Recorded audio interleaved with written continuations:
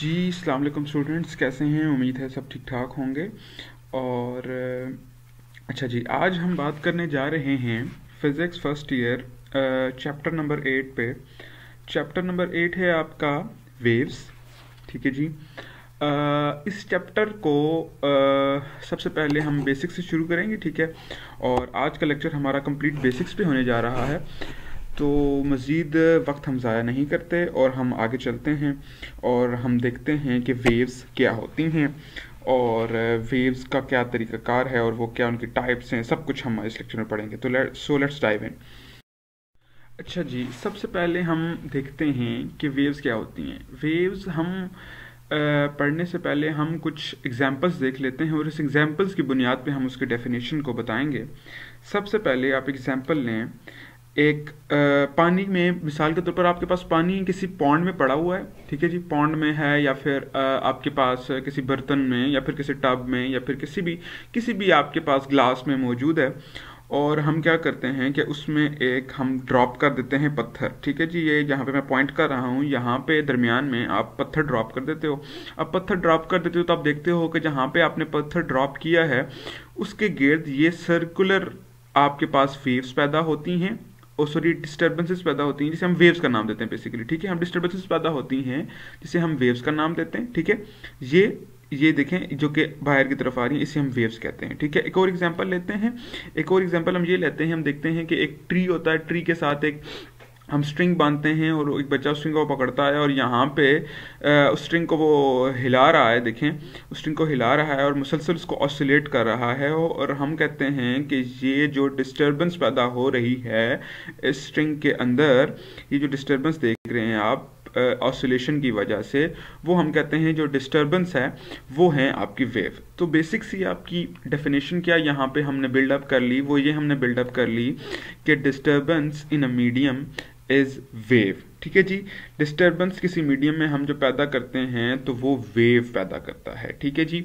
अब मजीद अगर इसको एक्सप्लेन करें तो हम देखते हैं कि waves transport energy without transporting matter, ठीक है जी। Waves transport energy without transporting matter मतलब क्या कि हम देखते हैं, हमने देखा कि जब ये बच्चा भी आपका स्ट्रिंग को हिला रहा है, ऑसिलेट कर रहा है, तो वो आप देखें यहाँ पे अगर इस जगह पे, इस पॉइंट पे अगर कोई आपके पास होता है, हम कोई पॉइंट ले लेते हैं, हम इस पॉइंट पे, ठीक है, हम कहते हैं कि यहाँ पे कोई पॉइंट है, तो हम वो ये स्ट्रिंग का हिस्सा तो यहीं पे रहेगा ना, वो पॉइंट तो यहीं पे रहेगा, वो तो नहीं आगे पीछे मूव कर रहा। मूव तो यहाँ पे जो इसकी वेव है वो करती जा रही है, इसकी डिस्टर्बेंस मूव करती जा रही है। पहले डिस्टर्बेंस यहाँ थी, यहाँ थी, यहाँ थी, यहाँ थी, यहाँ थी, यहाँ थी, फिर वो पूरी डिस्टर्बेंस क्रिएट होगी, ठीक है। वो डिस्टर्बेंस मूव कर रही है। यहाँ पे अगर कोई आपके खास हिस्सा स्ट्रिंग का ये तो नहीं मूव कर रहा, मैटर तो नहीं मूव कर रहा ना, ठीक है जी। अगली लाइन है आपको बता, energy transportation is carried by disturbance, ठीक है जी। आपकी जो डिस्टर्बेंस हो रही है इसी की वजह से एनर्जी आगे बचे आपकी ट्रांसपोर्ट हो रही है, जो कि सोर्स से आगे मूव करना शुरू करती है, ठीक है जी।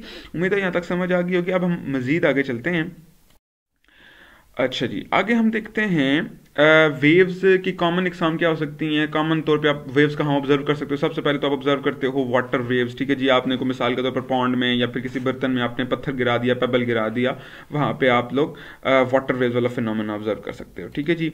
नेक्स्ट आपकी आ जाती हैं जी साउंड वेव्स, ठीक है जी। आप मिसाल के तौर पर हम जो बोल रहे हैं, मैं अभी बोल रहा हूँ और आपकी तरफ जो मेरी आवाज़ पहुँच रही है स्पीकर के ज़रिए स्पीकर वाइब्रेट कर रहा है और फिर हवा में कुछ डिस्टर्बेंसेस क्रिएट हो जाती हैं जिसकी वजह से आपको सुनाई दे रहा होता है। और वेव्स इन स्ट्रिंग जो कि हमने अभी अभी पढ़ी है, ठीक है जी, वेव स्ट्रिंग में कैसे पैदा की जाती हैं, ठीक है जी।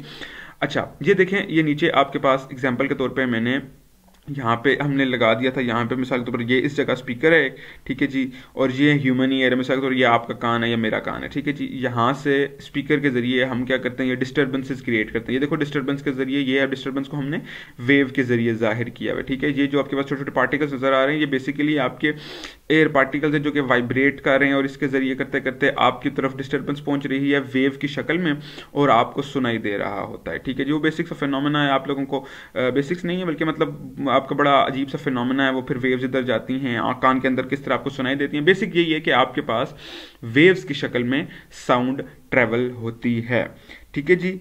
तो ये आपकी आ गई बेसिक सी, हम कह सकते हैं वेव्स की आम जिंदगी में हम एग्जांपल्स जहाँ पे हम ऑब्जर्व कर सकते हैं, ये हमारी ऑब्जर्वेशन हम इनको आसानी से कर सकते हैं। अच्छा जी, कॉमन टाइप्स ऑफ वेव्स। अब हम आ जाते हैं टाइप्स ऑफ वेव्स पे।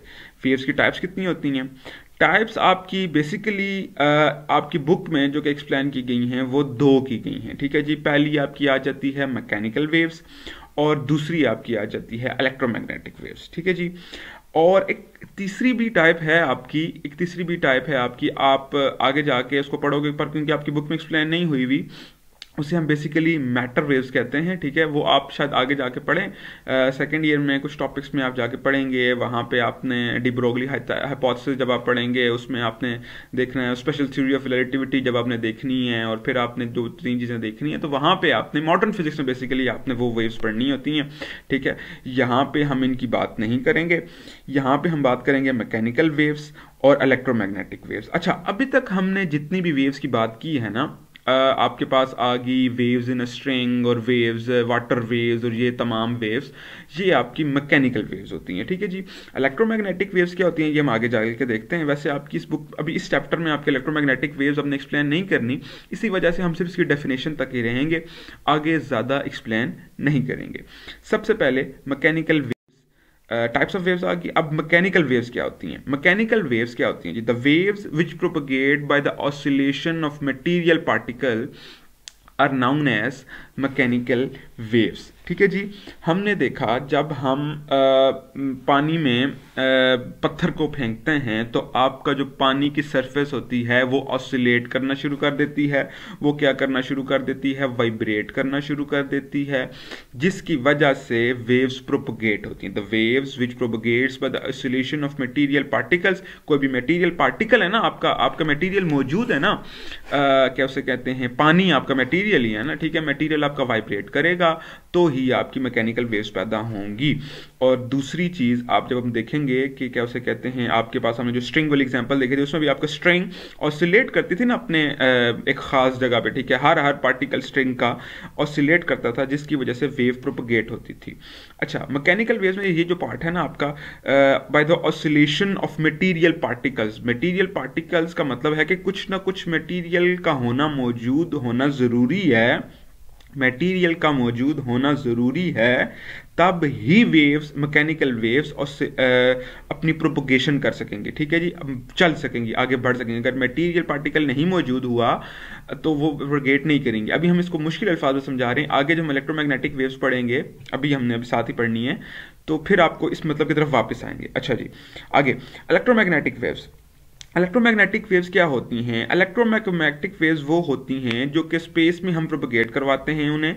और कैसे प्रोपोगेट करवाते हैं कि हम ऐसे प्रोपोगेट कराते हैं कि oscillation of electric and magnetic fields के जरिए, ठीक है जी।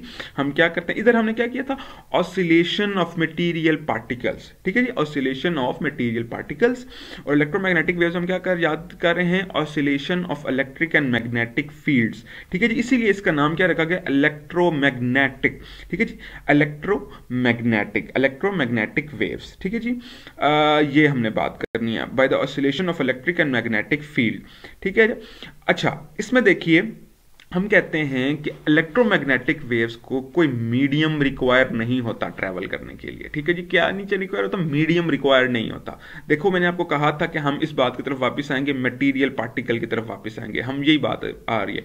मैकेनिकल वेव्स, आसान अल्फाज में आप इनको इस बात को ये भी कह सकते हैं कि मैकेनिकल मटेरियल पार्टिकल की जरूरत नहीं होती, कि अगर हम कह सकते हैं कि आपके पास मीडियम की जरूरत नहीं होती हमारे पास, लेकिन यहां पे मीडियम की जरूरत होती है, ठीक है जी।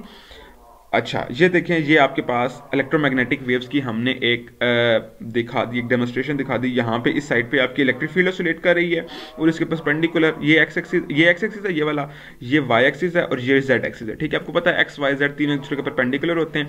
एक्स एक्सिस पे आपकी ये वाई एक्सिस पे ऑसिलेट कर रही है, इलेक्ट्रिक फील्ड ऑसिलेट कर रही है, और ये जो आपका जेड एक्सिस है, ये वाला, ये देखें ना, इलेक्ट्रिक फील्ड इस साइड पे ऑसिलेट करेंगे तो वाई एक्सिस ऊपर जाता है तो इस साइड पे ऑसिलेट करेगी। ये कंफ्यूज ना कीजिएगा कि एक्स पे क्यों नहीं ऑसिलेट कर रही, ये एक्स पे ऑसिलेट करी, एक्स पे नहीं ऑसिलेट, एक्स पे तब ऑसिलेट करती जब वेव यूं यूं यूं यूं पैदा होती है, यूं यूं पैदा हो रही है, वाई एक्सिस के पैरेलल पैदा हो रही है, मतलब ये वाई एक्सिस पे ऑसिलेट हो रही है, और मैग्नेटिक फील्ड आपकी जेड एक्सिस पे ऑसिलेट हो रही है। ठीक है जी, तो ये दोनों एक दूसरे के ऑसिलेशन की वजह से इलेक्ट्रोमैग्नेटिक वेव्स यहाँ पे ट्रैवल करती हैं। और इलेक्ट्रोमैग्नेटिक वेव को कोई भी मीडियम रिक्वायर नहीं होता, क्योंकि आपके पास इलेक्ट्रिक और मैग्नेटिक फील्ड ऑसिलेट हो जाती है बगैर किसी मीडियम के। इसको एयर नहीं चाहिए होती। आपके मैकेनिकल वेव, जब साउंड वेव की मिसाल लेते हैं ना, तो वहां पे आपको एयर चाहिए होती है साउंड वेव को ट्रैवल करने के लिए। ठीक है जी, स्ट्रिंग पे जो वेव्स हैं उसको स्ट्रिंग चाहिए होती है ट्रैवल करने के लिए। पानी में जो वेव्स हैं उसको पानी चाहिए होता है वेव्स पे ट्रैवल करने के लिए। तो ये चीज थी आपकी मैकेनिकल वेव्स और इलेक्ट्रोमैग्नेटिक वेव्स। ठीक है जी, अब हम आगे देखेंगे।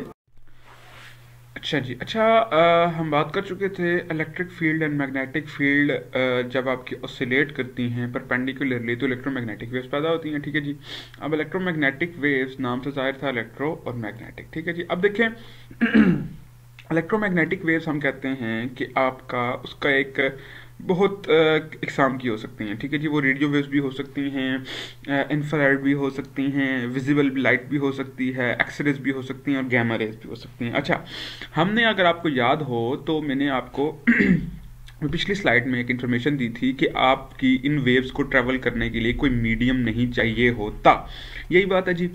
अच्छा, हमने जब ये बात की थी मीडियम ना होने की, तो देखें हमारे पास जो रेडियो वेव्स होती हैं, जिस तरह मिसाल के तौर पर आपकी जो वेव्स ट्रैवल करती हैं, वैसे कुछ मिसकंसेप्शन तो डेवलप हुई भी हैं कि जो रेडियो वेव्स को भी ट्रैवल करती हैं, जो मिसाल के तौर पर आपके आम अब जो चैनल्स चलाने के लिए, रेडियो चैनल चलाने के लिए, टीवी चैनल चलाने के लिए, या कुछ मोबाइल्स में भी वो यूज़ होती हैं। ठीक है, तो शायद उनको ट्रैवल करने के लिए एयर की ज़रूरत होती है।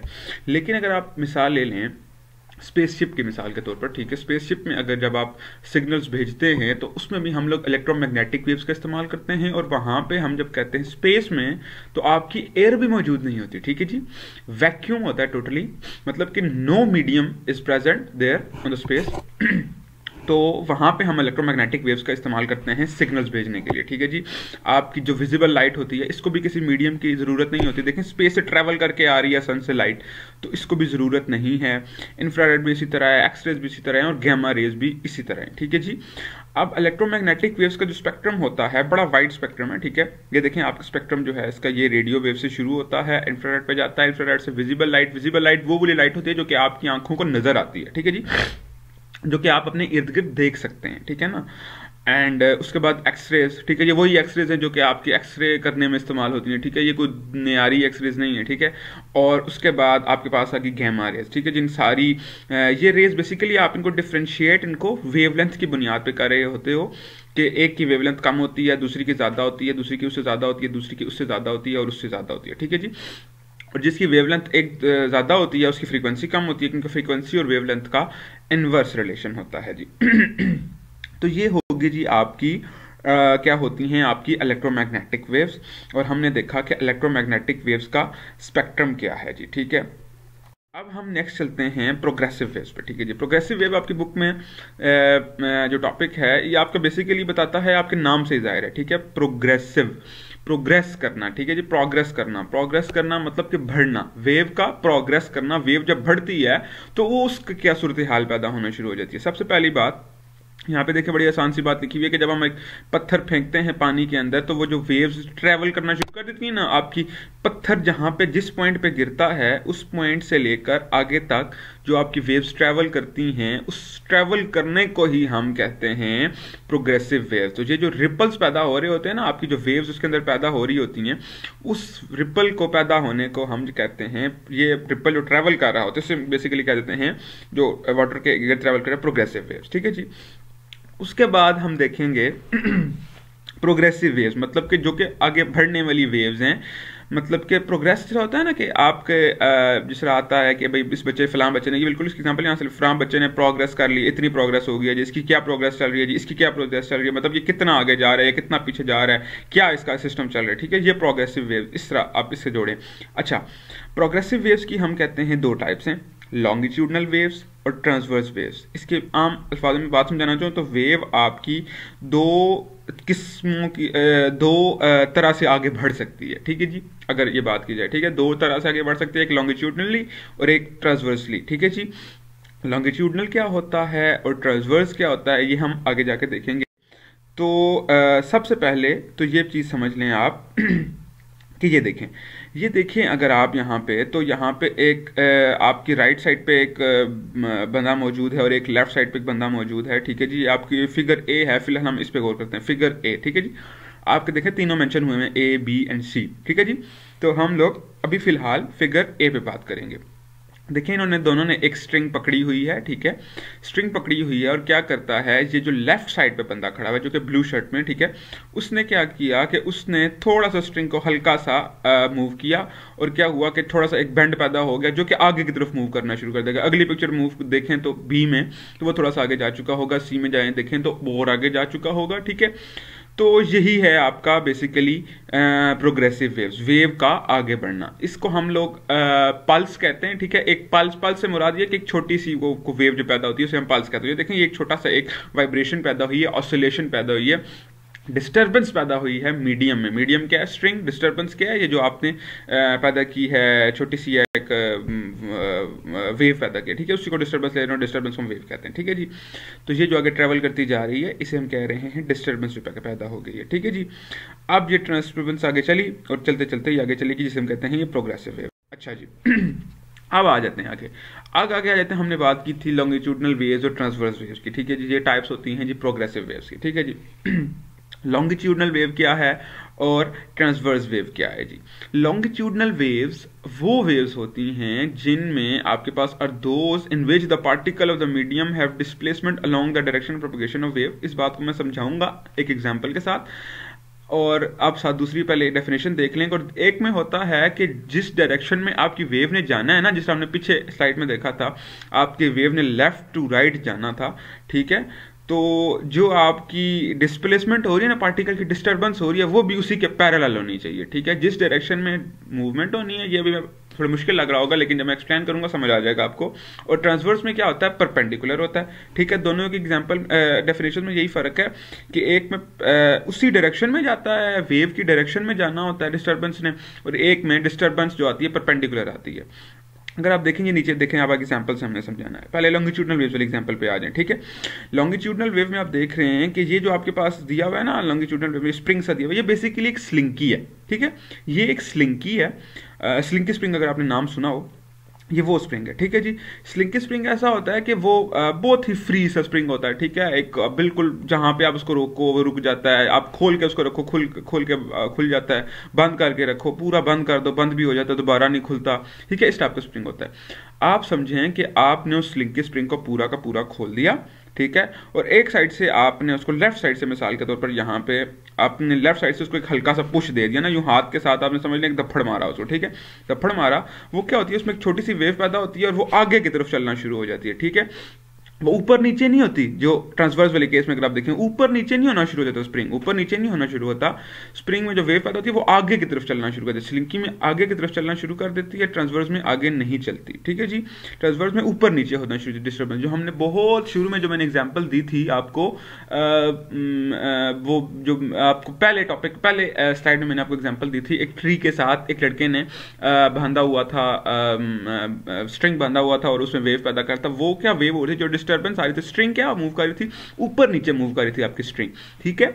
अगर चीज ऊपर नीचे मूव करे और फिर वेव चलती जाए, उसके साथ साथ वेव चलती जाए, तो उसे हम कहेंगे ट्रांसवर्स वेव। अगर ऊपर नीचे नहीं मूव करती, आगे डायरेक्शन में मूव करती है, left to right simply move करती है या राइट टू लेफ्ट मूव करती है, तो वो हम कहेंगे लॉन्गिट्यूडनल वेव, ठीक है जी।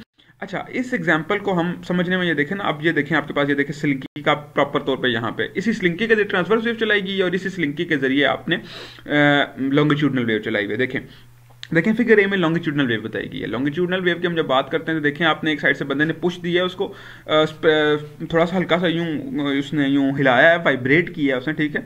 पुश देने से मुराद में ले रहा हूँ वाइब्रेट किया उसने, ऑसिलेट किया उसको, लेफ्ट राइट ऑसिलेट किया। देखें एरोज आपको बता रहे हैं लॉन्गिट्यूडनल के किस साइड पे ऑसिलेट किया, लेफ्ट राइट ऑसिलेट किया उसने, ठीक है।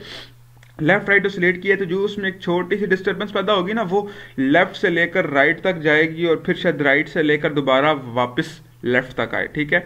और इसी के उलट जब हम ट्रांसवर्स वेव में आते हैं तो ट्रांसवर्स वेव में उसने क्या किया कि ऊपर नीचे स्लिंकी को मूव किया, ऊपर नीचे मूव किया, तो हम कहते हैं कि लॉन्गिट्यूडनल वेव में पैरेलल मूव करती है वेव, डिस्टर्बेंस जो होती है वो पैरेलल मूव करती है डायरेक्शन ऑफ मोशन के, और जो ट्रांसवर्स वेव में जो आपकी होती है वो परपेंडिकुलर होती है डायरेक्शन ऑफ मोशन के, ठीक है जी।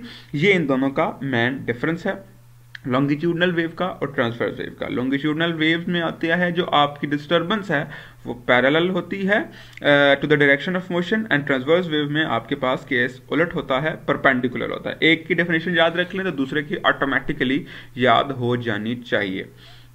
तो जी ये था हमारा आज का लेक्चर। हमने आज के लेक्चर में पढ़ा कि वेव्स क्या होती हैं, एंड वेव्स की हमने प्रोग्रेसिव वेव्स, फिर टाइप्स ऑफ वेव्स, वो हमने शुरू में बहुत बेसिक वेव्स पता देखी थी क्या होती हैं जी। Mechanical waves, electromagnetic waves, mechanical की डेफिनेशन पढ़ी, इलेक्ट्रोमैग्नेटिक की डेफिनेशन पढ़ी, एंड उम्मीद है उसके बाद फिर हमने प्रोग्रेसिव वेव पढ़ी, फिर उसके बाद प्रोग्रेसिव के बाद लॉन्गिट्यूडनल, ट्रांसवर्स और एग्जाम्पल के जरिए समझाया। उम्मीद है आपको समझ आया होगा, और उम्मीद है मैंने आपके कंफ्यूजन दूर कर दी होंगी, तो फिर भी अगर दूर नहीं हो सकी तो feel free to contact me, and Allah Hafiz. For now, we'll meet you in the next lecture.